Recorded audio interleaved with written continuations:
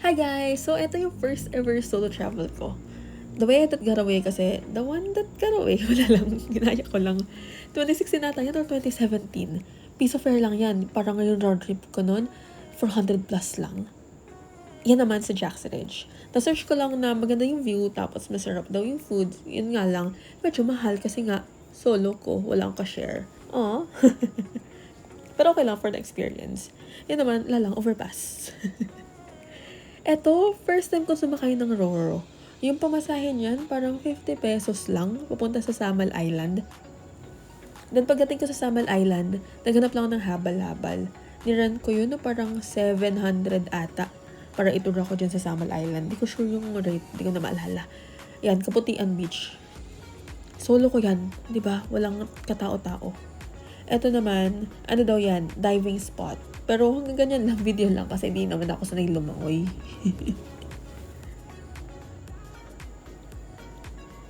Yan naman, view deck. Yung gamit ko dyan, action camera. Pero hindi GoPro, wala akong pang GoPro. Yan. Nakikita siya dun sa cellphone, kaya lagi akong nakatingin sa cellphone. Eto naman, shoot yung mga pose. Agimit falls yan. Tapos, may fascination kasi ako sa kalsada na ganyan, yung mahaba na walang dumadaan. So, sabi ko, Kuya, stop the motorcycle. Mag-video ako. Yan na, pauwi na. Pauwi! Taga Davao. Ayan, walang masyadong tricycle doon. May tricycle pero para siyang jeep. So, madalas talaga taxi or grab. Ganun. Ayan naman, Rojas Night Market. Ayan.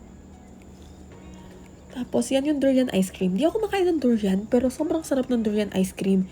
And for some reason, hindi siya mabaho. Sobrang sarap niya. 4 na beses na ata ako nakakabalik ng Davao. 4 or 5. Lagi akong kumakain ng durian ice cream talaga. Masarap. Promise. Try nyo. Naiwan ko lang bukas yung camera. Wala lang, sinama ko lang. Pumunta ako ng, SM Davao. Tapos habang naglalakad ako, nakita ko yan. Yung malaking Davao. Sabi ko, bababa ako. Kailangan makapag-video ko doon sa malaking Davao.